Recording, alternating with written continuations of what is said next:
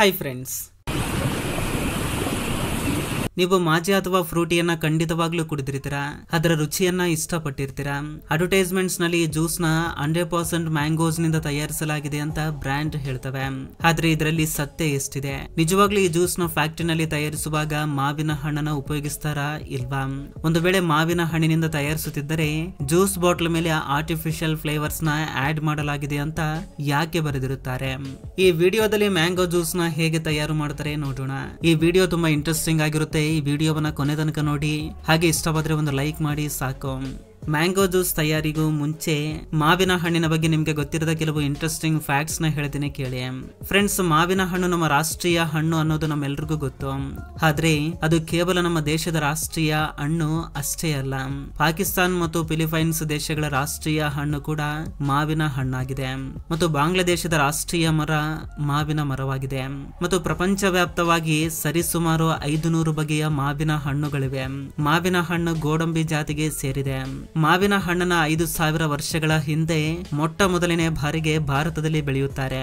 ಈ ಪ್ರಪಂಚ ವ್ಯಾಪ್ತವಾಗಿ ವಾರ್ಷಿಕವಾಗಿ 43 ಟನ್ನಷ್ಟು ಮಾವಿನ ಹಣ್ಣನ್ನು ಉತ್ಪಾದನೆ ಮಾಡಲಾಗುತ್ತೆ. ಆದ್ರೆ ಪ್ರಪಂಚದಲ್ಲಿ ನಮ್ಮ ಭಾರತ ದೇಶ ಮಾವಿನ ಹಣ್ಣಿನ ಉತ್ಪಾದನೆಯಲ್ಲಿ ಮೊದಲ ಸ್ಥಾನದಲ್ಲಿದೆ. ಫ್ಯಾಕ್ಟರಿನಲ್ಲಿ ಮಾವಿನ ಹಣ್ಣಿನಿಂದ ಜ್ಯೂಸ್ ನ ಹೇಗೆ ತಯಾರು ಮಾಡ್ತಾರೆ ನೋಡೋಣ ಬನ್ನಿ. ಫ್ರೆಂಡ್ಸ್, ಮೊದಲನೇದಾಗಿ ಮಾವಿನ ಹಣ್ಣುಗಳ ಬಗ್ಗೆ ಮಾತನಾಡಿಕೊಳ್ಳೋಣ. ಇವು ತೋಟದಿಂದ ಫ್ಯಾಕ್ಟರಿಗೆ ಹೋಗುವಾಗ ಪ್ರೊಸೆಸ್ ಹೇಗಿರುತ್ತೆ ಅನ್ನೋದನ್ನ ನೋಡೋಣ ಬನ್ನಿ. ಮಾವಿನ ಮರ ತುಂಬಾ ದೊಡ್ಡದಾಗಿರೋದನ್ನ ನೀವು ನೋಡಿರ್ತೀರಾ. ಇದಕ್ಕಾಗಿ ಮಾವಿನ ಮರದ ಮೇಲಿನ ಮಾವಿನ ಹಣ್ಣನ್ನ ಕಟಾವು ಮಾಡೋದು ಒಂದು ದೊಡ್ಡ ಚಾಲೆಂಜ್ ಆಗಿರುತ್ತೆ. ಇದಕ್ಕಾಗಿ ಹಾರ್ವೆಸ್ಟಿಂಗ್ ಮಷಿನ್ ಗಳ ಸಹಾಯವನ್ನ ತೆಗೆದುಕೊಳ್ತಾರೆ. ಕೆಳಗಿರುವ ಮಾವಿನ ಕಾಯಿಗಳನ್ನ ಕೈಗಳಿಂದಲೇ ಕೀಳ್ತಾರೆ. ಆದ್ರೆ ಮೇಲಿರುವ ಮಾವಿನ ಹಣ್ಣಿಗಳಿಗೋಸ್ಕರ ಪಿಕಿಂಗ್ ಸ್ಟಿಕ್ಸ್ ನ ಬಳಸ್ತಾರೆ. ಇದರ ತುದಿಯಲ್ಲಿ ಮೆಕ್ಯಾನಿಕಲ್ ಜಾವ್ಸ್ ಇರ್ತವೆ. ಇವು ಕೊಂಬೆಗಳನ್ನ ಕಟ್ ಮಾಡ್ತವೆ. ಆಗ ಮಾವಿನ ಹಣ್ಣು ಕೆಳಗಡೆ ಬೀಳುತ್ತೆ. ತುಂಬಾ ಮೇಲಿರುವ ಮಾವಿನ ಕಾಯಿಗಳನ್ನ ಕಿತ್ತಲು ಹೈಡ್ರೋಲಿಕ್ ಲ್ಯಾಡರ್ಸ್ ನ ಉಪಯೋಗಿಸ್ತಾರೆ. ಇದು ಒಂದು ಕ್ರೇನ್ ಗೆ ಅಟ್ಯಾಚ್ ಆಗಿರುತ್ತೆ. ಮಾವಿನ ಕಾಯಿಗಳನ್ನ ಕಿತ್ತಿದ ಮೇಲೆ ಅವುಗಳನ್ನ ಒಂದು ಟ್ರಂಪೋಲಿನ್ ನಲ್ಲಿ ಹಾಕ್ತಾರೆ. ನಂತರ ಕೆಳಗಡೆ ಬಿದ್ದ ಮಾವಿನ ಕಾಯಿಗೆ ಇರುವ ಕಾಂಡವನ್ನ ತೆಗೆಯುತ್ತಾರೆ. ಮಾವಿನ ಕಾಯಿಗಳು ತನ್ನನ್ನು ತಾನು ರಕ್ಷಿಸಿಕೊಳ್ಳುವ ಗುಣವನ್ನ ಹೊಂದಿರುತ್ತೆ. ಅದು ಹೇಗಂದ್ರೆ, ನಾವು ಕಾಂಡದಿಂದ ಕಾಯಿಯನ್ನ ಬೇರೆ ಮಾಡಿದಾಗ ಅದು ತನ್ನ ರಕ್ಷಣೆಗೋಸ್ಕರ ಒಂದು ಸ್ಯಾಪ್ ಅಂದ್ರೆ ಒಂದು ರೀತಿಯ ಸಸ್ಯ ರಸವನ್ನ ಬಿಡುಗಡೆ ಮಾಡುತ್ತೆ. ಒಂದು ವೇಳೆ ಈ ಸ್ಯಾಪ್ ನಮ್ಮ ಚರ್ಮದ ಮೇಲೆ ಬಿದ್ದರೆ ತುರಿಕೆ ಉಂಟಾಗುತ್ತೆ. ಇದರೊಂದಿಗೆ ಈ ಸ್ಯಾಪ್ ಮಾವಿನ ಹಣ್ಣಿನ ಮೇಲೆ ಬಿದ್ದರೆ ಕೂಡ ಮಾವಿನ ಹಣ್ಣು ಡ್ಯಾಮೇಜ್ ಆಗುತ್ತೆ. ಇದಕ್ಕಾಗಿ ಮಾವಿನ ಕಾಯಿಯಿಂದ ಕಾಂಡವನ್ನ ತುಂಬಾ ಜಾಗರೂಕತೆಯಿಂದ ತೆಗಿತಾರೆ. ಕೊಂಬೆಗಳನ್ನ ಕಾಂಡವನ್ನ ತೆಗೆದ 5 ಸೆಕೆಂಡ್ಸ್ ನಲ್ಲಿ ಅವುಗಳನ್ನ ಟ್ರಂಪೋಲಿನ್ ನಲ್ಲಿ ಹಾಕ್ತಾರೆ. ಈ ಟ್ರಂಪೋಲಿನ್ ಮೇಲೆ ಬಂದಾಗ ಮಾವಿನ ಕಾಯಿಗಳ ಮೇಲೆ ಕೆಮಿಕಲ್ಸ್ ನ ಸ್ಪ್ರೇ ಮಾಡ್ತಾರೆ ಅಥವಾ 2 ನಿಮಿಷಗಳ ಕಾಲ ನೀರಿನಲ್ಲಿ ನೆನೆಯಲು ಬಿಡ್ತಾರೆ. ಇದರಿಂದ ಅದರ ಸ್ಯಾಪ್ ನ ಟಾಕ್ಸಿಕ್ ಎಫೆಕ್ಟ್ ಕಡಿಮೆ ಆಗುತ್ತೆ. ನಂತರ ಈ ಮಾವಿನ ಕಾಯಿಗಳನ್ನ ಒಂದು ಎಲಿವೇಟರ್ ಲ್ಯಾಡರ್ಸ್ ಮೂಲಕ ಕಲೆಕ್ಟ್ ಮಾಡ್ತಾರೆ. ನಂತರ ಇವುಗಳನ್ನ ಶೇಖರಿಸಿ ಇಡಲು ದೊಡ್ಡ ದೊಡ್ಡ ಸ್ಟೋರೇಜ್ ಹೌಸ್ ಗಳಿಗೆ ಕಳುಹಿಸ್ತಾರೆ. ಇನ್ನು ಮಾವಿನ ಕಾಯಿಗಳು ಪೂರ್ತಿಯಾಗಿ ಹಣ್ಣಾಗಿರುವುದಿಲ್ಲ. ಕಾಯಿಗಳಿಂದ ಮ್ಯಾಂಗೋ ಜ್ಯೂಸ್ ನ ತಯಾರು ಮಾಡಲು ಬರುವುದಿಲ್ಲ. ಇದಕ್ಕಾಗಿ ಕಾಯಿಗಳನ್ನ ಹಣ್ಣಾಗಿ ಮಾಡಲು ಇಥನೈಲ್ ಗ್ಯಾಸ್ ನ ಉಪಯೋಗಿಸ್ತಾರೆ. ಇದು ಮಾವಿನ ಕಾಯಿ ಬೇಗ ಹಣ್ಣಾಗಲು ಸಹಾಯ ಮಾಡುತ್ತದೆ. ಮ್ಯಾಂಗೋ ಜ್ಯೂಸ್ ಫ್ಯಾಕ್ಟರಿಗಳು ಮಾವಿನ ಕಾಯಿಗಳನ್ನ ಹಣ್ಣಾಗಿ ಮಾಡಲು ಮಾವಿನ ಕಾಯಿಗಳನ್ನ ಒಂದು ರೂಮ್ ನಲ್ಲಿ ಇಟ್ಟು ರೂಮ್ ತುಂಬಾ ಇಥನೈಲ್ ಗ್ಯಾಸ್ ನ ಬಿಡ್ತಾರೆ. ನಂತರ 24 ರಿಂದ 78 ಗಂಟೆಗಳಲ್ಲಿ ಈ ಕಾಯಿಗಳು ಹಣ್ಣಾಗಿರ್ತವೆ. ಮಾವಿನ ಕಾಯಿಗಳನ್ನ ಹಣ್ಣಾಗಿ ಮಾಡುವ ಪ್ರೋಸೆಸ್ ನಲ್ಲಿ ಇಥನೈಲ್ ಗ್ಯಾಸ್ ನ ಉಪಯೋಗಿಸುವಾಗ ಮ್ಯಾಂಗೋ ಜ್ಯೂಸ್ ಫ್ಯಾಕ್ಟರಿಗಳು ಭದ್ರತೆ ಮತ್ತು ಸುರಕ್ಷತೆಯ ಕ್ರಮಗಳನ್ನು ಖಂಡಿತವಾಗ್ಲೂ ಪಾಲಿಸಬೇಕಾಗುತ್ತೆ.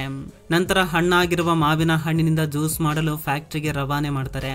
ಟ್ರಕ್ ನಲ್ಲಿ ಲೋಡ್ ಆದ ಮಾವಿನ ಹಣ್ಣುಗಳು ಫ್ಯಾಕ್ಟರಿಗೆ ಸೇರಿದಾಗ ಅವುಗಳನ್ನ ಅನ್ಲೋಡ್ ಮಾಡಿದ ನಂತರ ಒಂದು ವಾಷಿಂಗ್ ಪ್ರೋಸೆಸ್ ಗೆ ಕಳುಹಿಸ್ತಾರೆ.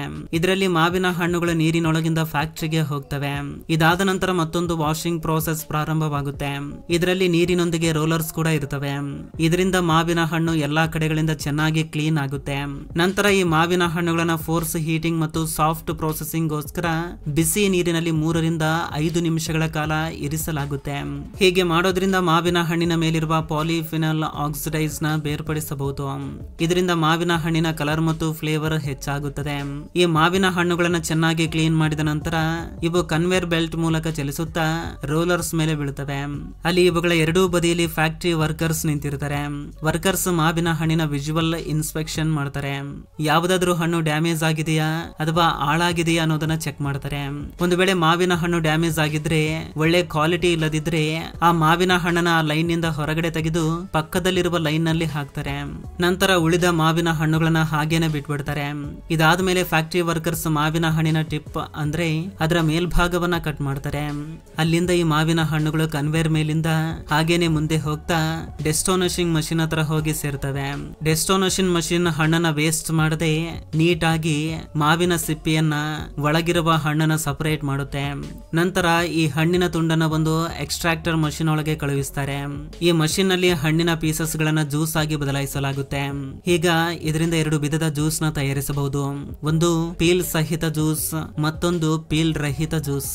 ಇವೆರಡು ಜ್ಯೂಸಸ್ ನ ಸಪರೇಟ್ ಮಾಡಲು ಬೇರೆ ಬೇರೆ ಫಿಲ್ಟರ್ಸ್ ಮುಖಾಂತರ ಜ್ಯೂಸ್ ನ ಕಳುಹಿಸ್ತಾರೆ. ಆಗ 2 ವಿಧದ ಜ್ಯೂಸ್ ಹೊರ ಬರುತ್ತೆ.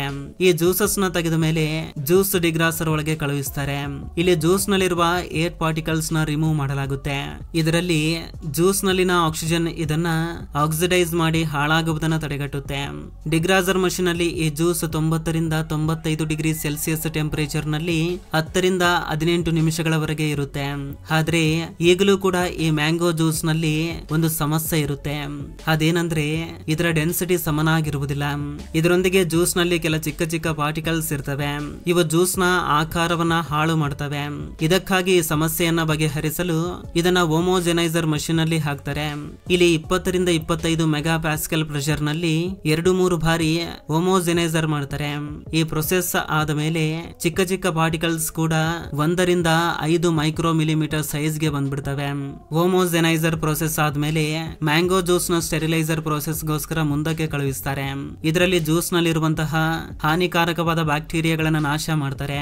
ಇದಕ್ಕಾಗಿ ಸ್ಟೆರಿಲೈಸರ್ ನಲ್ಲಿ 60 ರಿಂದ 65 ಡಿಗ್ರಿ ಸೆಲ್ಸಿಯಸ್ ನಲ್ಲಿ ಜ್ಯೂಸ್ ನ ಹೀಟ್ ಮಾಡ್ತಾರೆ. ಹೀಟ್ ಆದ ಜ್ಯೂಸ್ ನ ತಕ್ಷಣವೇ ತಣ್ಣಗೆ ಮಾಡ್ತಾರೆ. ಈ ಪ್ರೊಸೆಸ್ ನಿಂದ ಜ್ಯೂಸ್ ನ ಸೆಲ್ಫ್ ಲೈಫ್ ಅಂದ್ರೆ ಅದರ ಕಾಲಾವಧಿ ಕೂಡ ತುಂಬಾ ಹೆಚ್ಚಾಗುತ್ತೆ. ಈ ಜ್ಯೂಸ್ ನ ನಂತರ ದೊಡ್ಡ ದೊಡ್ಡ ಸ್ಟೋರೇಜ್ ಟ್ಯಾಂಕ್ ನಲ್ಲಿ ಸ್ಟೋರ್ ಮಾಡಿ ಇಡ್ತಾರೆ. ಇದರಿಂದ ಮಾವಿನ ಸೀಸನ್ ಮುಗಿದ ಮೇಲೆ ಕೂಡ ಕಂಪನಿ ಹತ್ರ ಜ್ಯೂಸ್ ನ ತಯಾರಿಸಿ ಮಾರಾಟ ಮಾಡಲು ಸದಾ ಕಾಲ ಜ್ಯೂಸ್ ರೆಡಿ ಆಗಿರುತ್ತೆ.